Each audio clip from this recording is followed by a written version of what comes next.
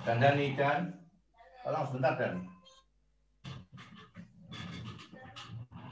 Pertama, teori hukum itu adalah membuat jelas nilai-nilai oleh postulat-postulat hukum sampai ke landasan filosofi yang tertinggi. Sebenarnya apa sih esensi hukum itu?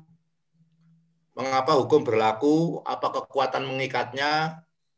Apa tujuannya? Dan lain sebagainya itu wilayahnya teori hukum. Kalau filsafat hukum sudah pada nilai-nilai metafisikanya, keadilan metajuridisnya. Apa itu keadilan? Apa itu kemanfaatan? Dan lain sebagainya. Hakikatnya hukum itu apa? Kalau teori menjelaskan aliran-aliran dalam teori hukum, memang kemudian masuk juga kepada wilayah filsafatnya. Tapi kalau filsafat hukum lebih pada konteks manusia dan hubungannya dengan hukum. Kalau teori hukum lebih merujuk pada teori hukumnya. Dan tidak pada esensi manusia itu siapa, tapi memang bersinggungan antara teori hukum dan filsafat hukum itu. Muatannya pertama adalah filsafat hukum, tapi filsafat hukum sudah masuk pada filsafat metajuridis, seperti granom itu apa, fungsinya granom itu apa.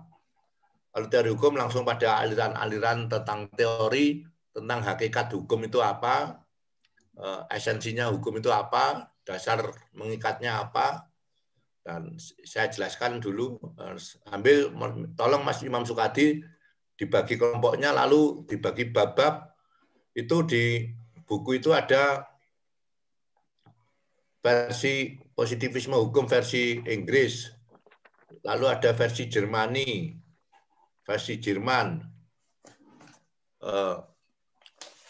Nanti ya, siapa yang akan, ini kuliah cuma 4-5 kali lagi aja. Siap, Pak. Tolong mulai minggu depan itu untuk nanti hard copy-nya dikirim ke saya untuk bukti nilai akhir semester. Siap. Ya. Misalnya kelompok pertama British Legal Positivism, bagaimana Jeremy Bentham, Thomas Hobbes, John Austin membahas tentang teori hukum positif ini. Lalu diperkuat lagi dengan Germanic Legal Positivism oleh Hans Kelsen, The Pure of Law, Pure Theory of Law. Tolong dibagi. Terus yang keempat, bab keempat, Realism in Legal Theory, teorinya Holmes. Realisme hukum itu dari Holmes.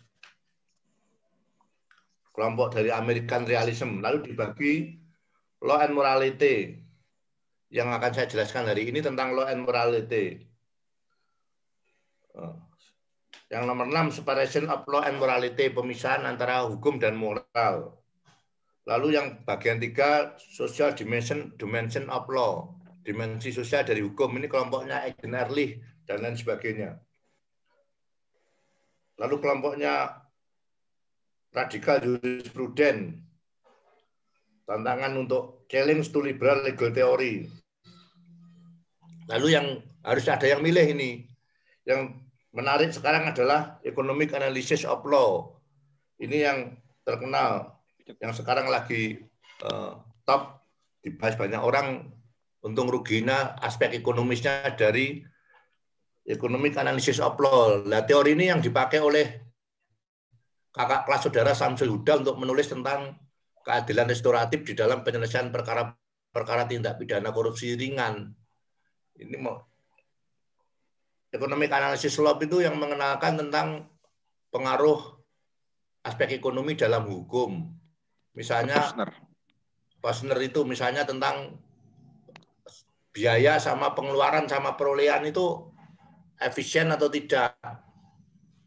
Kalau pengeluarannya lebih banyak daripada yang diperoleh negara, lebih baik hukum dinomor 2-kan. Itu dia yang mengenalkan kemudian penyelesaian non-prosecution agreement NPA sama kesepakatan untuk tidak ada penuntutan kalau kerugian dikembalikan.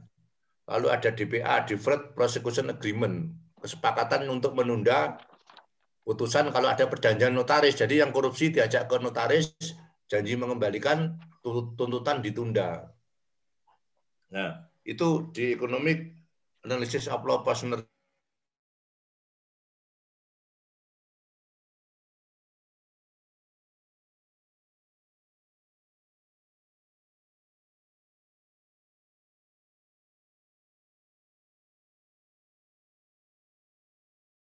Keadilan itu masuk filsafat hukum. Itu nggak usah dibahas. Jadi tolong Mas dibagi Mas Imam antara mulai bab 2 sampai dengan bab 9. Bab 2 sampai bab 9 dibagi. Berapa orang Kan loh? ada 12. 12 orang. Ji. Ya mau satu-satu, nggak usah dibahas semua, tapi inti-intinya saja. Misalnya positivisme legal teori dari Jeremy Bentham, lalu itu satu orang. Dicari aja, itu gampang kok dia menjelaskan tentang, nanti saya jelaskan, nanti Anda baca sendiri lebih jelas betapa dalam teori positivistik itu penguasa politik itu menjadi sangat menentukan. Bagaimana mereka sangat terpengaruh pada filsafatnya Auguste Comte, teori positivisme hukum itu berangkat dari filsafat positivistiknya Auguste Comte yang menjelaskan bahwa segala sesuatu itu harus bisa diverifikasi, termasuk ilmu.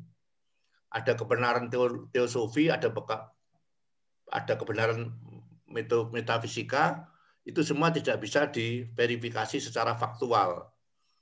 Nah, kebenaran nalar, kebenaran ilmu itu harus bisa diverifikasi secara rasional dengan berdasarkan fakta di lapangan. Itu filsafat eksistensi.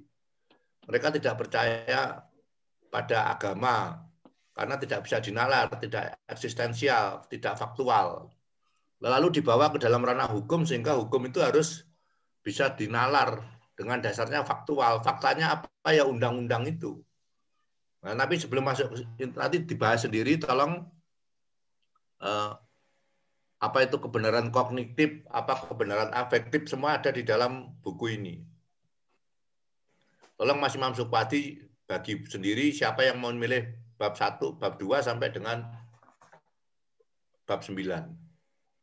Nah, sebelum itu saya akan jelaskan di situ nanti di dalam Law and Morality berangkatnya dari teorinya Socrates ini, filsuf Athena, yang mengatakan manusia itu bukanlah binatang urakan. Kita ini tidak urakan, bukan binatang yang tidak punya aturan.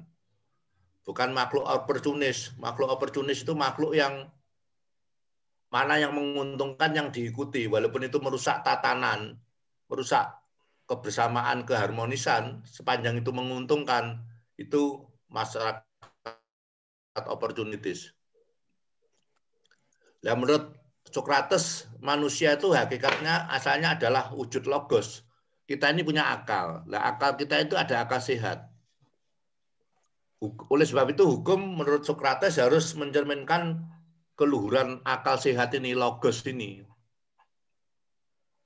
Kalau akal kita mengatakan ini buruk, nah itu harus menjadi tatanan hidup kita, itu harus dimasukkan dalam hukum sebagai sesuatu yang buruk. Oleh sebab itu, menurut akal kita, dikatakan Socrates, sesuai dengan hakikat manusia, hukum merupakan tatanan yang mengutamakan kebajikan dan keadilan bagi umum. Ini yang pertama kali Socrates itu sangat moralistik, di mana hubungan negara, hukum, dan moral itu satu tarikan napas. Negara, moral, hukum itu satu tarikan napas. Nanti dalam perkembangan Anda akan melihat, misalnya nanti kalau tempat saya jelaskan teori-teorinya Marxis, di sini juga ada, critical legal studies semua juga ada yang sangat jauh dari moralitas. Tetapi oleh filsuf Athena diutarakan yang pertama adalah hukum itu adalah hubungan negara, hukum dan moral itu satu kesatuan yang tidak bisa dipisahkan. Nah, menurut Socrates, hukum itu bukanlah aturan yang dibuat untuk melanggengkan nafsu orang kuat. Kontra filsuf Ionia. Filsuf Ionia itu siapa yang kuat, siapa yang kuasa. Misalnya kayak kasus FPI segala itu. Lalu dilawan tentara itu filsuf Ionia, siapa yang kuat melawan yang menang, tidak ada nalar sehat, moralitasnya yang benar gimana. Nah, kalau hukum dibuat untuk melanggengkan orang kuat, maka orang-orang lemah tidak tertampung oleh hukum, padahal tujuan hukum bukan itu. Hukum juga bukan untuk memenuhi naluri hedonisme dari kaum kontra kaum sofis. Kaum sofis itu aliran filsafat yang menjelaskan bahwa hidup itu yang penting hedonisme, kepuasan diri. Itu yang mereka sebut free will. Setiap manusia itu punya free will, kebebasan berkehendak. Dan ini tidak boleh dihentikan oleh apapun. Ini kaum sofis mengejar hedonisme aja. Nah, oleh sebab itu Sokrates mengatakan hukum itu sejatinya adalah tatanan objektif untuk mencapai kebajikan dan keadilan umum. Jadi sesuatu yang bajik, mencapai keadilan umum itu tujuan hukum. Jadi sangat kuat muatan moralnya. Acuan pemikiran Sokrates ini pada pemikiran etis tentang tujuan kehidupan manusia adalah kebahagiaan atau kesempurnaan jiwa, eudaimonia. Eudaimonia itu kita ini harus bahagia, tetapi secara moral kebahagiaan itu harus bisa dibenarkan juga. Jadi kebahagiaan itu harus terlegitimasi secara benar juga. Kesempurnaan jiwa, manusia itu punya akal logos yang sempurna, yang bisa mengalahkan nafsu-nafsu. Nah, kesempurnaan jiwa ini yang oleh Sokrates, kemudian juga oleh Plato dan Aristoteles, murid-muridnya Sokrates, kesempurnaan jiwa itu sebagai tujuan tertinggi dalam hidup manusia. Oleh sebab itu, kalau nanti ada kesempatan Anda fotokopi buku, sudah nggak terbit, bukunya Sacipto Raharjo sebelum meninggal itu menulis hukum dan perilaku. Katanya Sacipto itu makin mendekati meninggal, makin berpikirnya ke wilayahnya Sokrates. Kalau dulu sangat sosiologis, lama-lama menjadi filosofis, karena bagi dia inti dari hukum itu adalah perilaku yang baik. Saya tanya Mas Imam Sukadi, katakanlah tidak ada hukum. Anda akan membunuh atau tidak? Tentu tidak. Kenapa tidak membunuh? Tidak memuaskan diri sendiri dengan membunuh orang, memperkosa orang, karena apa? Karena itu jahat, perilakunya jahat. Sifatnya jahat, menyakiti orang lain. Berarti suatu saat siap disakiti. Kalau dalam Islam jelas, manusia itu cenderung pada hanif, cenderung pada kebenaran. Makanya ketika seorang Badui tanya pada Nabi Muhammad, Nabi, saya tidak tahu agama Islam. Apa tuh agama Islam itu? Intinya apa? Rohnya itu apa? Jawabannya Nabi sederhana. Turutilah kata hati nuranimu. Semua hati nurani itu cenderung pada hanif, kebenaran.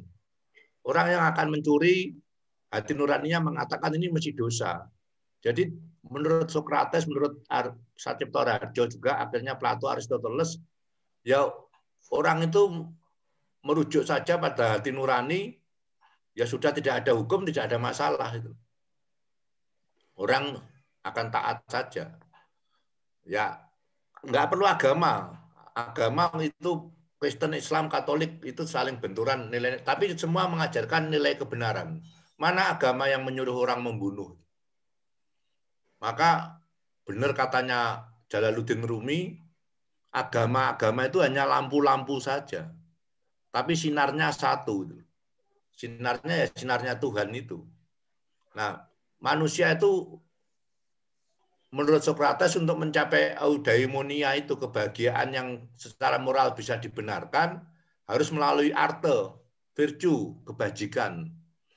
Jadi Anda akan memperoleh kebenaran yang secara moral menyenangkan, terlegitimasi secara moral apabila melalui kebajikan, melalui virtue. Nah, manusia itu harus memiliki kebajikan itu sebagai manusia, termasuk hidup yang baik. Nah, hukum adalah tatanan untuk menuju hidup yang berkebajikan itu. Jika mengetahui kebaikan, seseorang tak mungkin memilih kejahatan. Tidak ada hukum, tidak ada polisi, tidak ada jaksa, tidak ada pasal, Anda tidak tahu orang desa misalnya. Tidak tahu KUHP, dia nuraninya sudah mengatakan bahwa memperkosa anaknya memperkosa tetangganya itu bertentangan dengan kebajikan manusia, bertentangan dengan arte, dengan virtue ini.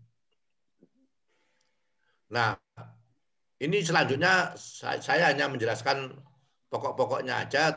Teori ini kemudian diikuti oleh Plato dan Aristoteles yang intinya sama, bahwa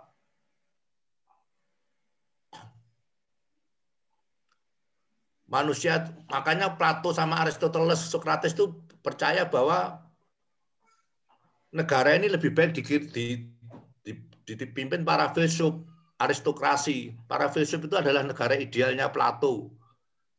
Para filsuf itu nilainya orientasinya kebenaran.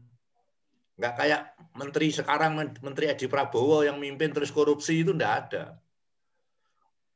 Ya, filsuf itu hanya berpikir kebenaran, nggak mikir duniawi. Maka untuk menciptakan hukum sebagai sarana keadilan dan kebajikan manusia, yang mimpin harus para aristokrat, orang-orang filsuf yang sudah tidak memikirkan duniawi. Penguasa itu adalah kaum cerdik pandai dan arif bijaksana. Sudah nggak mengejar apa-apa. Mestinya idealnya pemimpin itu ya kayak orang-orang di negara-negara barat kayak Amerika segala itu, kayak Joe Biden itu, Trump segala itu, kekayaannya sudah berlimpah-limpah, baru terjun ke politik. Karena dia tidak mencari kehidupan di politik. Semata-mata ingin mengabdi untuk kemaslahatan negara dan bangsa. Kalau di Indonesia orang menjadi pejabat itu untuk cari pekerjaan. Looking joker, pencari pekerjaan. Mas Imam Sukadi jadi anggota DPR nanti bukan untuk mengabdi, biar mobilnya jadi BMW. Gitu. Biar dapat Mercy. Gitu. Kalau di Amerika itu orang dipilih itu dilihat kekayaannya juga, karena tidak diharap tidak mencari pekerjaan di jabatannya, karena itu amanah. Nah, oleh sebab itu, oleh Plato dikatakan bahwa kaum yang berhak memimpin negara itu ya kaum aristokrat, aristokrasi, para filsuf, yang sudah tidak berpikir masalah duniawi semata-mata untuk kebajikan manusia. Hukumnya benar-benar untuk virtue, untuk arte, untuk kearifan yang bijaksana dari masyarakat semuanya. Hakim adalah para cendekiawan dan para arif bijaksana baru bisa menjadi hakim. Jadi tidak ada ceritanya menurut Plato hakim menerima suap, itu tidak ada. Di Indonesia hakim diperpanjang menjadi hubungi aku kalau ingin menang. Itu kan susah sudah. Tidak ada kebajikan. Ya, ini saya hanya menjelaskan karena sudah S3, pokok-pokoknya aja. Menurut Socrates, manusia itu terikat pada kontrak sosial untuk menjadi warga polis. Negara ini, polis kita ini hidup berdasarkan kontrak sosial. Nah, polis itu, negara itu bukan lembaga dunia belaka. Bukan hal-hal yang sekuler, duniawi saja. Negara itu ya wujud dari logos, dari akal sehat. Saya tanya Mas Imam atau yang lain, kontrak sosial kita dengan negara itu bentuk kontraknya apa, Mas? Ini S3 loh ya. Menaati aturan-aturan yang sudah ditentukan pemerintah, Prof. Memilih pemimpin dalam pemilu. Yang utama bentuk kontrak kita dengan negara itu apa? Kalau ke notaris akte perjanjian, kalau dengan rakyat dengan negara bentuk kontraknya apa? Mematuhi peraturan yang sudah ditentukan. Tinggi nilai-nilai keadilan. Kedaulatan rakyat, Pak Priyo. Kedaulatan rakyat itu dengan negara, itu kedaulatan rakyat berhadapan dengan negara, itu melahirkan suatu kesepakatan, namanya apa? Konstitusi. Ya, konstitusi, bener, pinter itu. Ya, bentuk kontrak kita ini konstitusi itu. Kalau hak kita apa, kewajiban negara apa, presiden boleh dipilih 2 kali, habis itu nggak boleh dipilih lagi. Dulu zamannya Soeharto, pasal 4 itu dikatakan presiden dipilih sekali dalam 5 tahun dan dapat dipilih kembali, titik. Sampai berapa kali nggak jelas.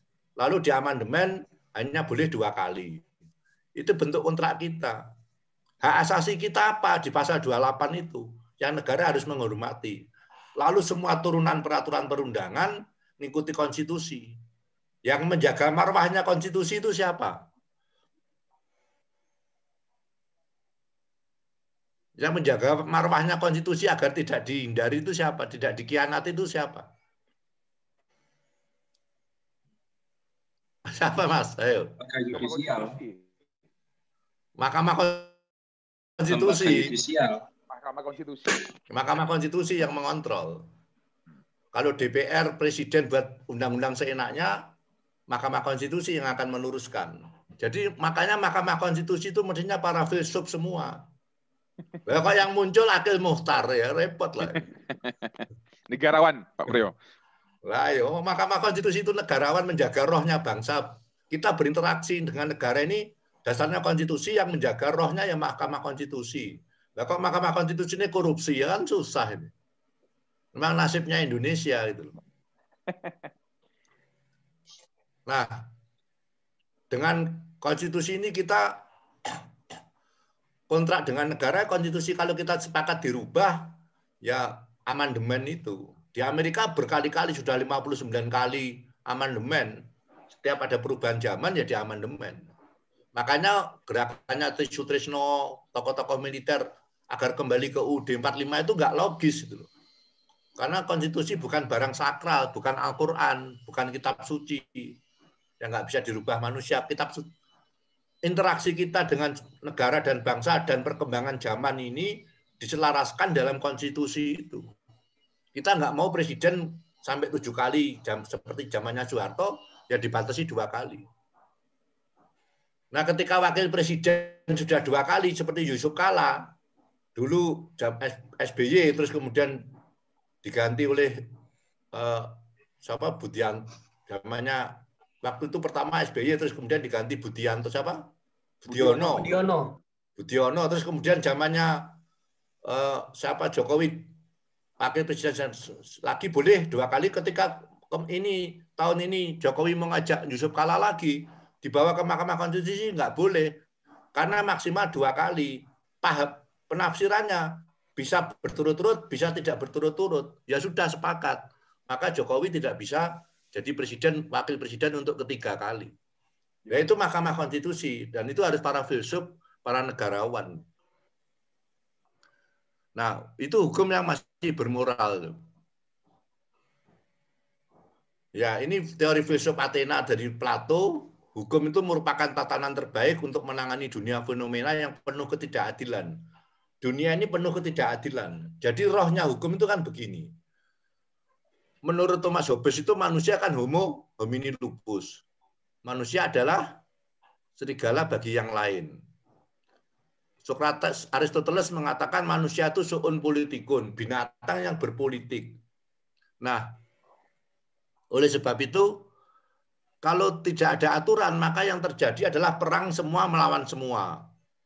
Belum omnium kontra omnes. Masih ingat kan teori filsafat ini? Jadi kalau tidak ada manusia itu homo homini lupus, serigala bagi yang lain, karena manusia itu suun politikun. Nah, oleh Adam Smith, Bapak kapitalisme dikatakan lebih tegas. Manusia itu animal economic, binatang ekonomi. Saya mau tanya Mas Imam Sukadi, Mas Ahmad Farroh Hasan, yang jujur saja jawabnya. Anda kuliah ini untuk apa tuh? Gelar, Prof. Apa? Gelar. Dari legitimasi, Prof. Ya dapat gelar, setelah gelar untuk apa? Gelar. Naik pangkat, guru besar, penghasilan meningkat. Lah ya itu manusia intinya ya ngono memang. Ngomong mengabdi pada bangsa dan negara, apa gelem dong ngajar gak dibayar. Nah, itu. Untuk mendapatkan suaka, Prof.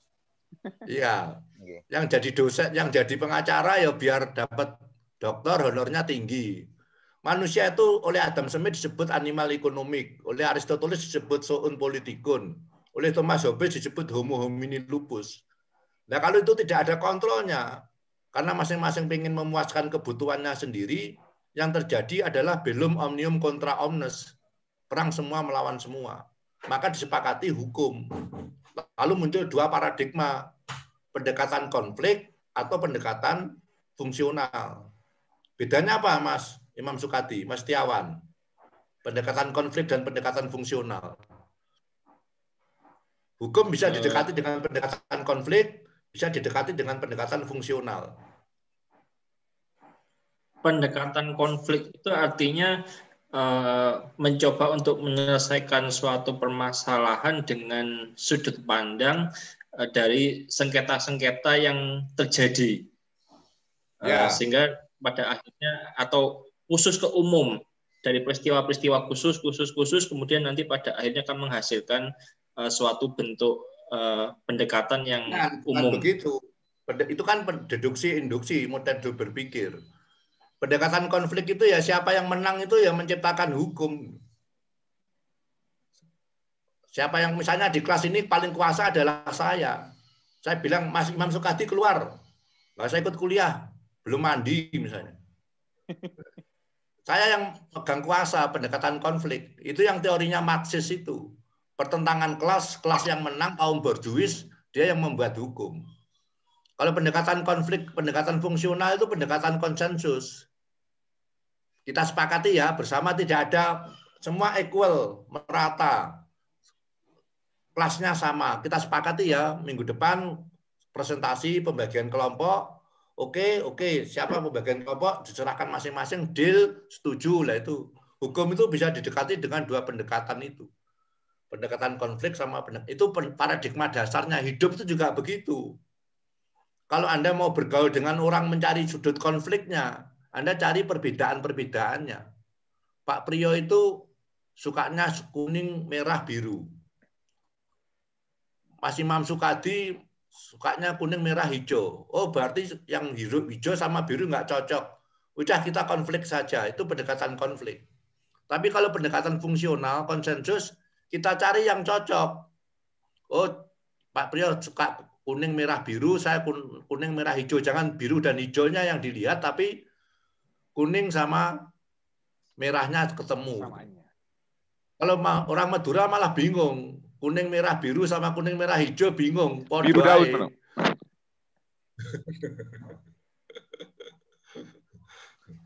Jadi hidup itu juga begitu. Kalau Anda karirnya pengen sukses, hidup pengen sukses, pendekatannya konsensual, konsensus, fungsional. Jangan pendekatan konflik. Bagaimana itu yang dibentuk di dalam kesuksesan hidup saya ini. Sukses karena saya mendekati orang dengan pendekatan fungsional. Bagaimana membangun networking. Networking itu mencari kesamaan fungsionalnya. Nah, hukum juga begitu. Kalau pendekatannya fungsional, konsensus ya kesepakatan-kesepakatan itu. Kalau pendekatannya konflik ya pendekatannya Marxis itu.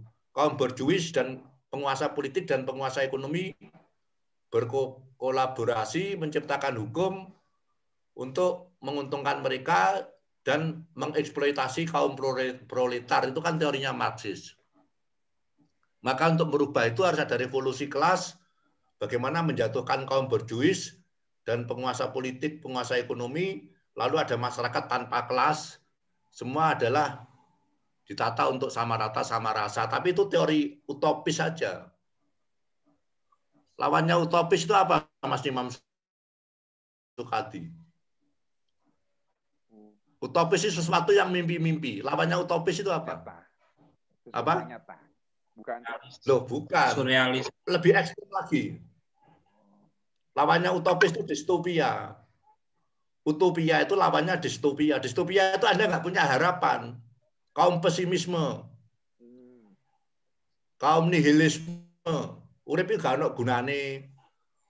Dunia itu nggak ada artinya. Hidup itu sia-sia. Itu kaum nihilisme. Itu kaum distopia. Hidup itu jangan utopia, jangan distopia, ya tengah-tengahnya, yang realistis. Misalnya Mas Imam Sukadi itu punya cita-cita kawin sama Luna Maya misalnya. Amin. Itu bisa utopia, bisa realistis itu. Ya tapi syaratnya Luna Maya bilang Imam Sukadi harus kurus dulu, ya repot itu.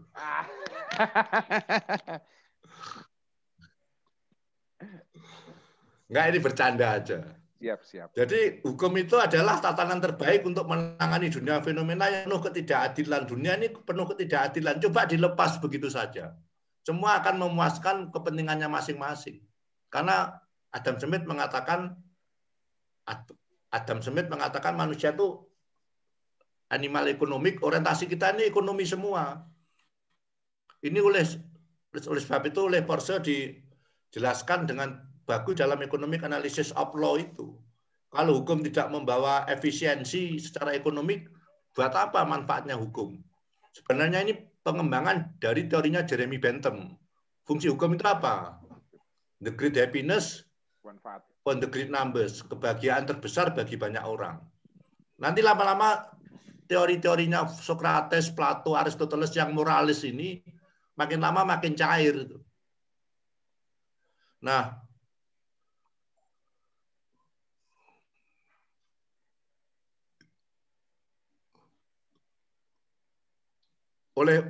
saya lanjutkan, Plato diteruskan oleh Aristoteles, ini satu aliran saja, bahwa hukum itu dari moralitas itu.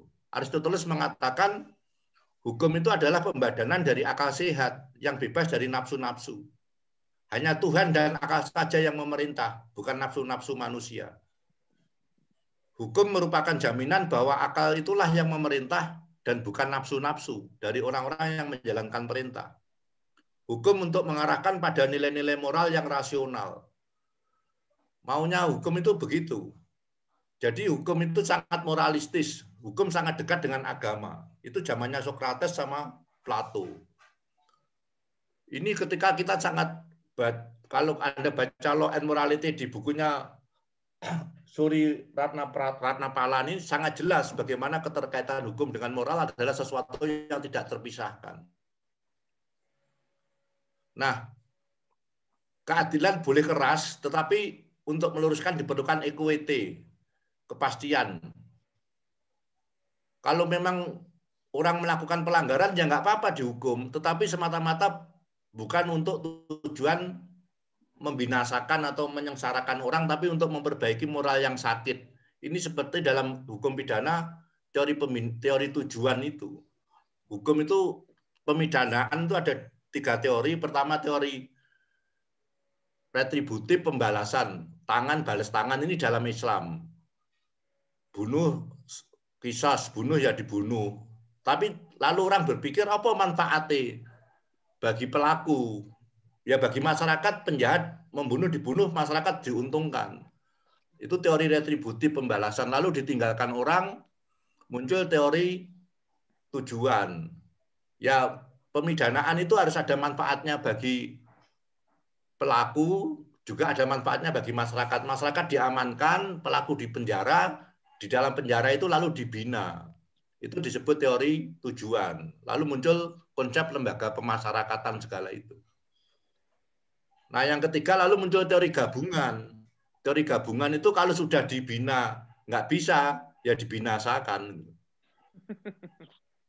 Kalau sudah dihukum 15 tahun di dalam masih membunuh napi, membunuh sipir, ya sudah dihukum mati. Itu teorinya Beccaria segala itu begitu dalam kriminologi itu. Jadi ada teori gabungan, teori retributif pembalasan, teori tujuan, dan teori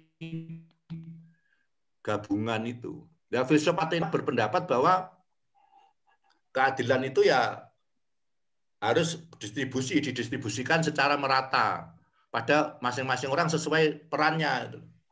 Lalu Aristoteles kan membagi keadilan distributif sama keadilan kumutatif. Ikan yang Tias masih ingat bedanya apa?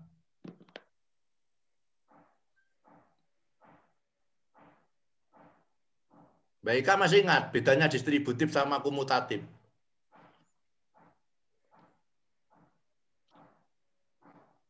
Keadilan distributif sama komutatif. Lupa saya, Pak. Distributif itu kalau Mbak Ika punya anak SMP, mahasiswa SMA dan SMP punya uang 100.000. Maka distributif itu dibagikan sesuai dengan porsi masing-masing. Yang SMA mahasiswa 50.000, yang SMA 35, yang SMP 15 itu ke distributif. Keadilan Kita proporsional. dosen. Kalau komputatif 1.000 dibagi roto ya 33.500-an itu. Itu yang ditolak oleh banyak orang, keadilan itu harus distributif. Saya dosen sekali ngajar katakanlah digaji 2 juta. Kalau ngajar ke mana, ke Banjarmasin itu sekali ngajar 4 jam itu 4.800.000. Kalau satpam sebulan gajinya 2.800.000 loh. Aku sebulan kok 2.800.000 lah Pak Priyo ngajar 4 jam tok kok 4.800.000, itu kan nggak adil. Itu maunya keadilan kumulatif. Sama rata sama rasa nggak bisa, harus distributif. Aku sinau moco Plato, moco Aristoteles, moco Socrates. Lah satpam nggak moco apa-apa. Lah keadilan itu ya problemanya antara distributif atau kumulatif. Lalu muncul pidana keadilan korektif, mengkoreksi keadaan sebelumnya. Tapi semua acuannya moral, bukan kepentingan ekonomi, bukan kepentingan untung rugi. Semua disesuaikan dengan rasa keadilan itu. Nah ini kemudian diteruskan oleh filsuf Romawi, Cicero dan lain sebagainya, yang kemudian Mbak Ika Ningtyas HI tahu bahwa inilah tokoh-tokoh hukum alam itu. Cicero yang mengenalkan bahwa kalau kita mengikuti irama alam, hukum itu ya sudah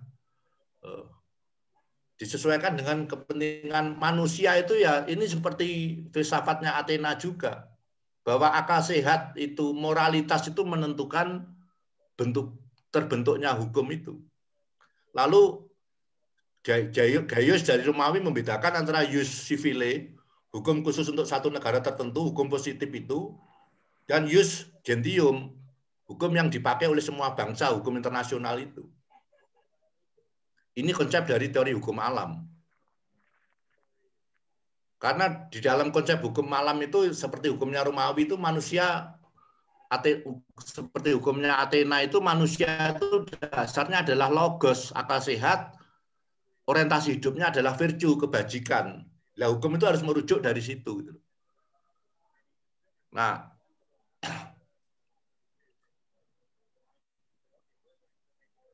inilah hukum alam itu harus lebih tinggi dari hukum positif dalam rangka menemukan keadilan yang mutlak di dunia dan idealisme keadilan dan moral.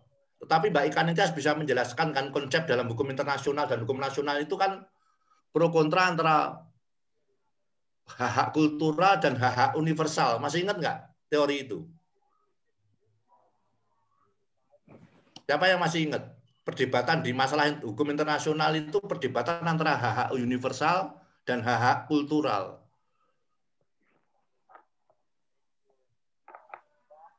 Keberlakuan hukum internasional itu wajib nggak, Mbak, seluruh dunia ini? Tergantung, Pak. Tidak. Tergantung bagaimana? Tergantung kekuatan hukum, produk hukum internasional itu sendiri.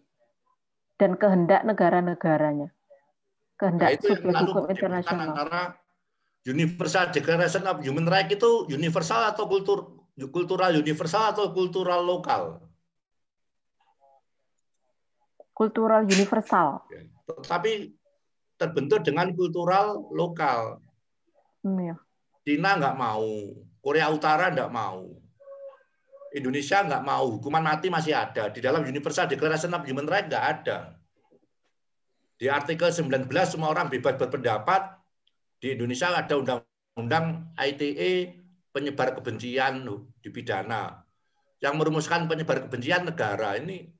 Nah, padahal fungsi hukum alam itu mestinya lebih tinggi daripada hukum nasional. Hukum alam itu melahirkan hukum internasional, sifatnya universal, kultural universal, bukan kultural lokal, tetapi itu problem klasik sejak dulu. Tidak semua negara mau tunduk pada hukum internasional. Dan lebih rusak ketika zamannya Trump ini, ketika Make America Great Again, dia mengutamakan Amerika. Keluar dari kesepakatan iklim Prancis, keluar dari kesepakatan nuklir Iran, keluar dari WHO. Ya sudah, moga-moga ketika Joe Biden ini kembali tatanan internasional itu tertata lagi. Kalau masing-masing orang berpikir negaranya sendiri-sendiri, ya kembali ke zaman sebelum peradaban. Ini lalu pendekatannya konflik, siapa yang kuasa ya dia yang menang. Nah, Anda bisa baca sendiri nanti seperti Thomas Aquinas segala itu hukum merupakan peraturan yang berasal dari akal. Sama saja Thomas Aquinas tokoh gereja ini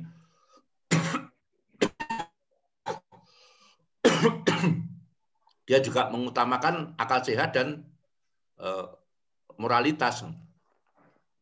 Semua hukum positif adalah suatu usaha menuju hukum yang adil. Ini konsep-konsep yang sangat moralis. Nah,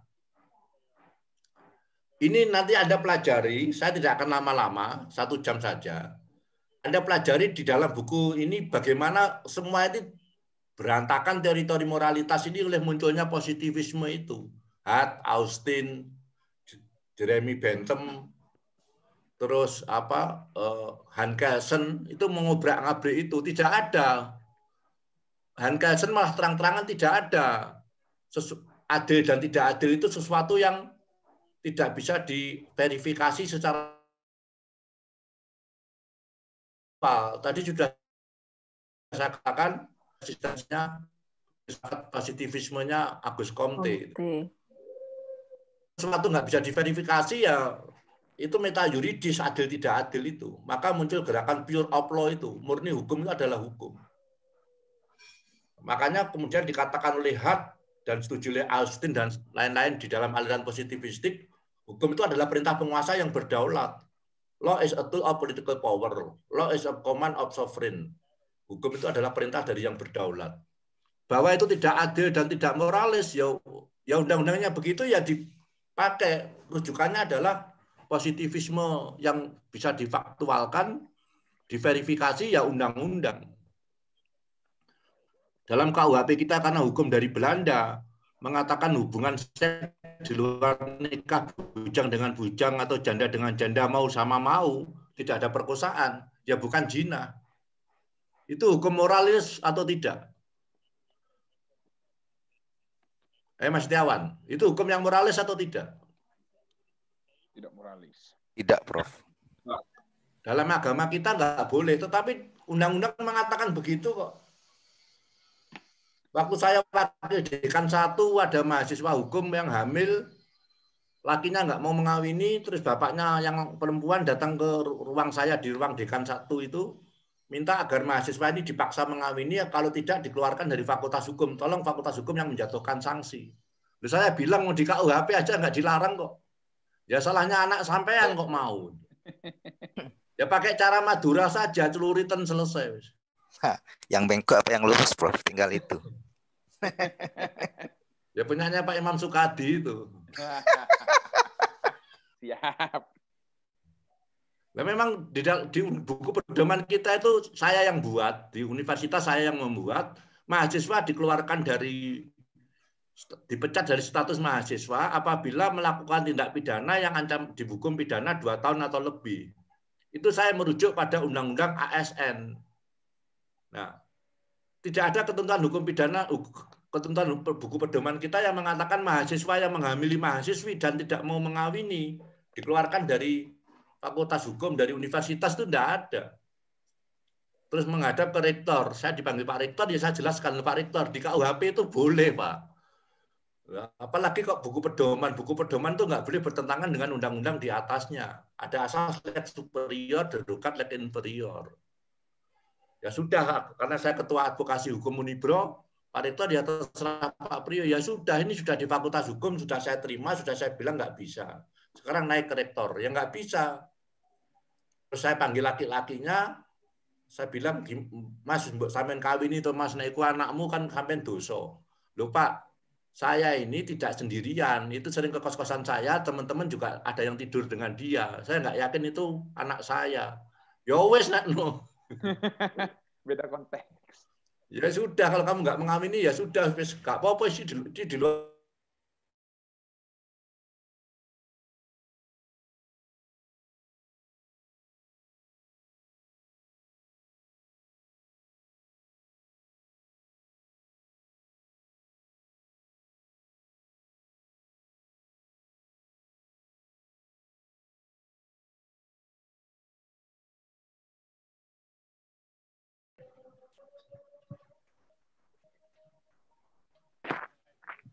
Kontak Pak Imam.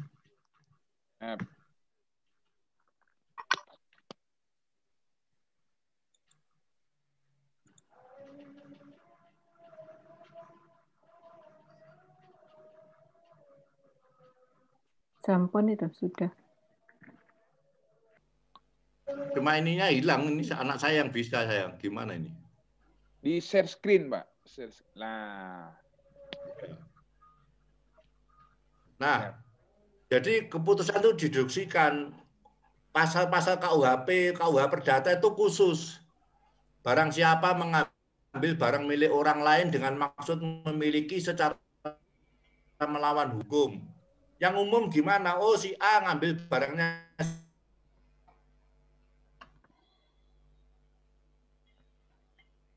buktinya milik si B apa sertifikat. Ya sudah, terus diambil dengan cara melawan hukum. Tidak sewa, tidak gade, tidak wakaf, tidak waris, tidak hibah. Dengan maksud memiliki, dipindah ke rumahnya atau dijual. Ya sudah terpenuhi, itu deduksi. Hukum itu membosankan sebenarnya. Jadi hakim, jaksa itu membosankan. Cari bukti-bukti, cocokkan peraturan, ya sudah. Sebenarnya pekerjaan yang membosankan. Sidang, semua saksi dihadirkan itu untuk dideduksikan dari umum ke khusus. Apakah unsur-unsur pidananya, unsur-unsur perdatanya terpenuhi atau tidak. Sahnya perjanjian apa? 1320 KUH Perdata. Kesepakatan, objek yang halal, kecakapan tentang sesuatu objek. Sebab yang halal dan ada objeknya. Yang 4 itu. Kalau sudah sepakat, yang sepakat cakap, yang cakap ada objek, ada sesuatu yang halal, sebab yang halal, dan yang keempat ada objek tertentu, ya sudah sah. Hukum yang ngono tok itu. Nah, positivistik itu yaitu kalau sudah ada normanya ya sudah mau diapakan. Jangan ngomong keadilan. Jangan ngomong hukum di luar konteks sosiologis, historis dan lain sebagainya yang bertentangan dengan ya aturan hukum ini ya aturan itu. Dan itu yang kita pakai di Indonesia ini. Makanya hakim itu kacamata kuda. Hanya mulut undang-undang saja. Nenek Minah di Cilacap mencuri 3 coklat yang jatuh di halaman perkebunan coklat. Jatuh di tanah.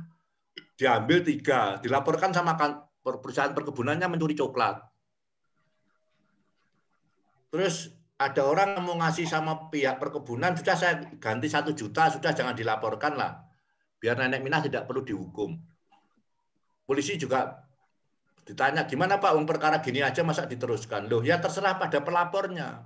Di dalam pasal 108 KUHP, kalau pelapor-lapor, polisi harus meneruskan. Terus pemiliknya didatangi orang, sudah Pak saya kasih 1 juta, sudah nggak usah dilaporkan. Loh tidak. Kalau tidak saya laporkan, nanti orang pada mengambil coklat-coklat yang jatuh dari pohonnya. Biar Pak Mbak Minah ini dihukum, biar yang lain jera. Dan Mbak Minah jeri, tidak melakukan lagi. Kan tidak adil Pak, cuma coklat 3 aja loh. Loh, nggak peduli saya, yang penting itu hukum tertegakkan. Nah, hukum pidana itu tujuannya adalah membuat pelakunya jeri, orang yang sebelum pelakunya jera, orang yang belum melakukan akan jeri. Nanti kalau saya melakukan, saya akan dihukum. Ya semono kutok hukum itu. Positivistik ya begitu. Itu kan nggak adil dong, cuma atasnya coklat telua itu. Dan jatuh dari pohon, dia tidak manjat. Tapi unsurnya terpenuhi kok. Jadi metode berpikir deduksi terpenuhi. Mengambil, sudah diambil, sudah dibawa pulang ke rumah, barang milik orang lain, coklatnya perkebunan, walaupun jatuh di lantai, di tanah, nggak peduli. Dengan maksud memiliki secara melawan hukum, tidak minta, tidak beli, tidak pinjam, tidak nyewa, ya sudah, hukum 14 hari, selesai. Di mana keadilan, itu yang oleh Hans Kelsen disebut itu meta yuridis. Tidak bisa diverifikasi. Sumum ius, summa iuniora. Keadilan tertinggi adalah ketidakadilan yang tertinggi. Adil bagi si A, belum tentu adil bagi si B. Subjektif sekali. Si A memperkosa si B. Si A, hakim menjatuhkan hukuman 4 tahun. Atas pertimbangan hakim bahwa si A dan si B pacaran. Si A diajak ke kamar, si B mau. Mestinya dia berpikir kemungkinan diperkosa. Tapi kok dia mau diajak ke kamar. Ya tidak sepenuhnya si B salah lah. Dihukum 4 tahun. ancaman pidananya 285 KUHP itu 12 tahun. Ya sudah 4 tahun. Si A protes yang diperkosa. Pak, saya ini diperkosa seumur hidup menderita. Mestinya hukumannya minimal 12 tahun atau hukuman seumur hidup. Lu nggak bisa, undang-undang mengatakan maksimal 12 tahun dan ini saya hukum 4 tahun sudah sangat adil karena kamu mau diajak masuk kos-kosan, kamu juga tidak melakukan perlawanan dengan gigih, kamu membiarkan. Dalam hukum pidana itu ada namanya victim participation, partisipasinya korban. Ya sudah adil 4 tahun. Yang memperkosa ngomong Pak Hakim, saya ini memperkosa 4 menit saja kok dihukum 4 tahun. Masa adil toh Pak Hakim? Nah, dari sudut mana keadilan bisa diverifikasi itu? Makanya dalam hukum itu ada sumum ius summa iuneora. Kalau Anda baca bukunya Apeldoorn itu, keadilan tertinggi adalah ketidakadilan tertinggi. Ya karena itu tidak bisa diverifikasi, maka itu meta yuridis. Nah, hukum itu ya aturan norma aja. Makanya ada kebenaran kognitif, ada kebenaran metafisika, ada kebenaran teologis. Kalau bagi Agus Comte ya kebenaran ya kognitif yang bisa diverifikasi real. Ya apa kata undang-undang itu? Bahwa undang-undang tidak bermoral. Kalau pengen bermoral ya rubahan undang-undangnya. Makanya kayak kita civil law ini sangat ketinggalan perkembangan masyarakat dengan perkembangan hukum. Hukum itu sangat ketinggalan karena undang-undangnya tidak dirubah. Walaupun masyarakat berkembang pesat. Lalu kalau Anda baca Kompas kemarin tentang Yuri Kresi itu, pengadilan menjadi ladang sampah. Kalau ada masalah dengan negara, ya diserahkan saja pada pengadilan. Nah,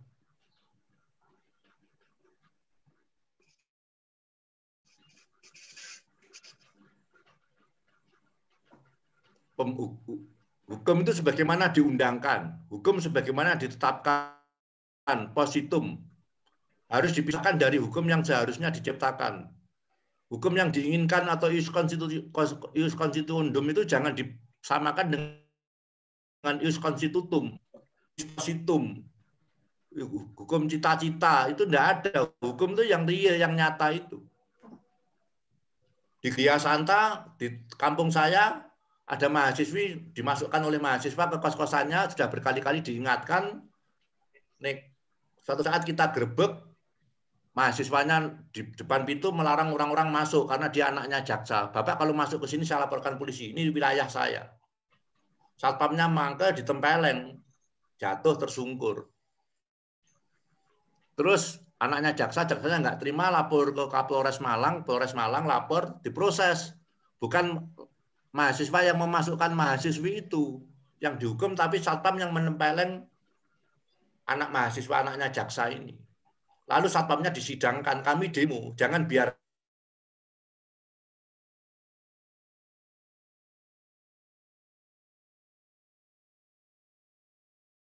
menempeleng mahasiswa itu penganiayaan. Itu ada pasalnya. Mahasiswa masukkan mahasiswi, juga ono aturannya. Makanya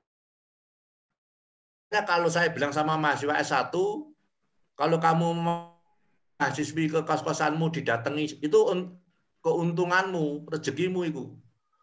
Nek kowe diparani wong kampung, ngomong mana Pak yang saya langgar?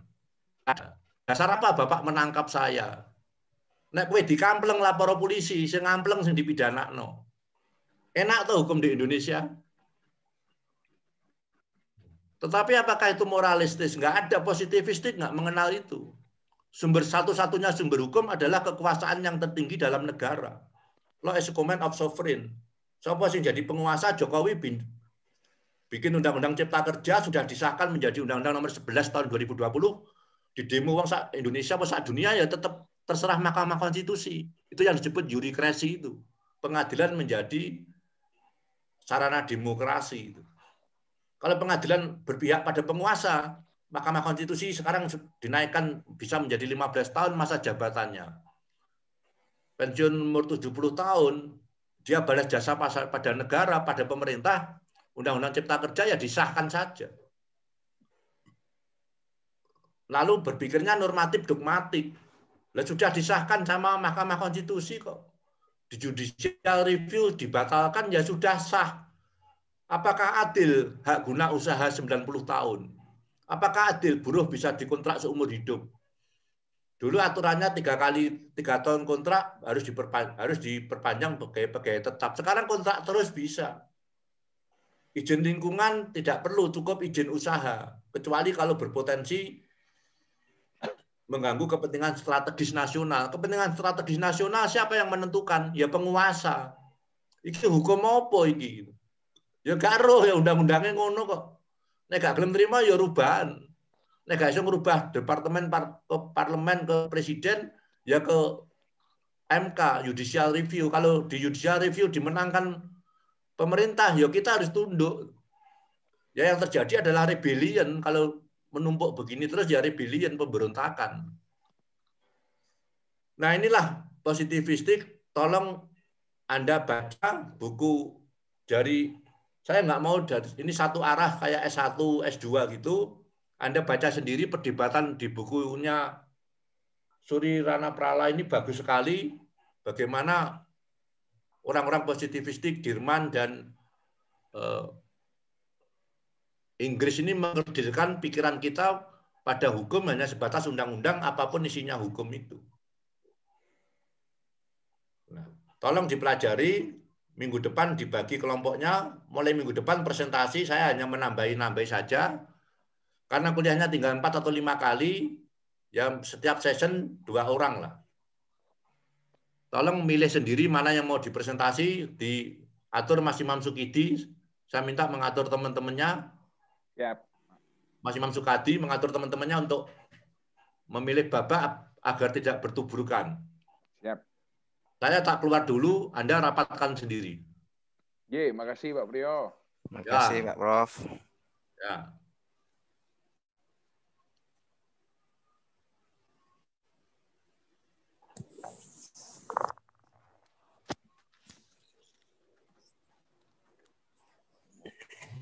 Monggo Pak Imam diatur Pak Imam. Stop record.